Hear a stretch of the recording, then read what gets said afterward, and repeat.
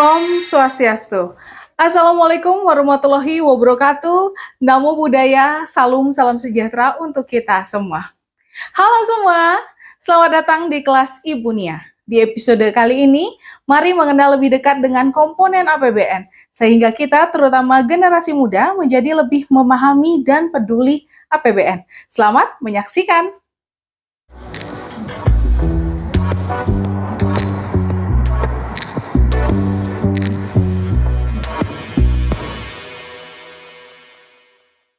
Tentang APBN loh. Halo semua. Halo Bunia. Lagi ngapain tuh? Kami lagi baca berita tentang APBN nih Bu. Oh gitu. Iya, Bunia pernah dengar nggak sih apa itu APBN?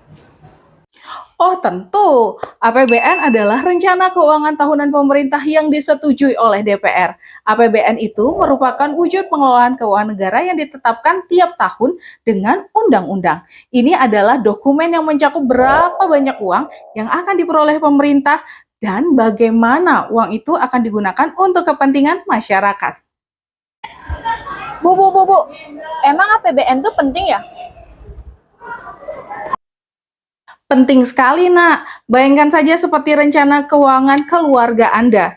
APBN adalah rencana keuangan negara kita. Ini memutuskan berapa banyak uang yang akan digunakan. APBN mempengaruhi bagaimana dana pemerintah digunakan yang semuanya mempengaruhi kehidupan sehari-hari. Generasi muda harus peduli APBN, karena APBN bukan hanya milik pemerintah, tetapi milik kita semua sebagai warga negara. Keputusan dalam APBN akan mempengaruhi masa depan kita dan generasi mendatang loh. Wah, APBN berarti sepenting itu ya teman-teman? Oh iya ya. Jadi kita sebagai siswa harus mengenal APBN nih teman-teman. Bu, tolong dong Bu, jelasin bagaimana APBN itu dilaksanakan. APBN adalah salah satu aspek paling krusial dalam pemerintahan kita dan memahaminya adalah langkah awal yang baik untuk menjadi warga negara yang peduli dan bertanggung jawab tentunya. APBN terdiri dari beberapa komponen anak-anak, yaitu pendapatan negara dan hibah, belanja negara, keseimbangan primer, surplus, defisit anggaran, dan juga pembiayaan anggaran. Kini mari kita bahas satu persatu komponennya ya. Komponen pendapatan negara. Pendapatan negara terdiri dari pendapatan dalam negeri dan hibah. Pendapatan dalam negeri terdiri dari penerimaan perpajakan dan penerimaan negara bukan pajak atau PNBP. Dengan demikian, pendapatan negara meliputi pajak, PNBP, dan hibah. Komponen belanja negara. Belanja negara dipergunakan untuk keperluan penyelenggaraan tugas pemerintahan pusat dan pelaksanaan perimbangan keuangan antara pemerintah pusat dan daerah. Anggaran belanja negara meliputi belanja pemerintah pusat dan transfer ke daerah dan dana desa atau TKDD. Keseimbangan primer. Keseimbangan primer atau primary balance merupakan pendapatan negara yang dikurangi belanja selain pembayaran bunga utang atau selisih antara pendapatan dan belanja di luar pembayaran bunga utang. Surplus atau defisit anggaran. Anggaran defisit merupakan kondisi di mana pengeluaran pemerintah direncanakan lebih besar dari penerimaan pemerintah. Anggaran surplus merupakan kondisi di mana penerimaan pemerintah direncanakan lebih besar dari pengeluarannya. Anggaran berimbang merupakan kondisi di mana pengeluaran pemerintah sama dengan penerimaannya. Menurut informasi APBN 2023, tahun 2023 APBN Indonesia defisit di bawah 3% loh. Komponen pembiayaan anggaran. Pembiayaan anggaran diperlukan untuk satu, menutup defisit APBN. Yang kedua, memenuhi kewajiban pemerintah seperti pembayaran cicilan pokok, pembayaran jatuh tempo, pembelian kembali surat berharga negara, dan membiayai pengeluaran pembiayaan lainnya. Nah Bu, apakah APBN hadir untuk saya dan teman-teman? APBN memiliki banyak tujuan. Salah satu tujuannya adalah menyediakan dana bagi berbagai sektor termasuk pendidikan. Berikut poster APBN 2023. Khusus untuk pendidikan, alokasi anggaran pendidikan terus mengalami peningkatan dari tahun ke tahun.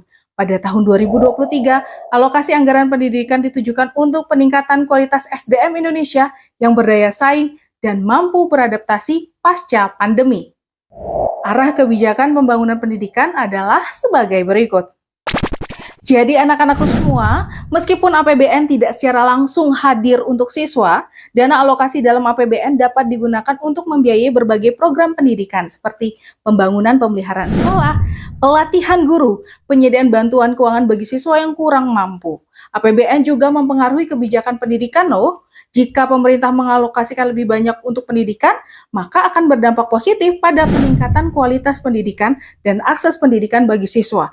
Lalu apa yang harus kami lakukan sebagai generasi muda untuk menjaga APBN, Bu? Adapun beberapa cara konkret di mana generasi muda dapat melaksanakan peran ini adalah yang pertama, pemantauan APBN.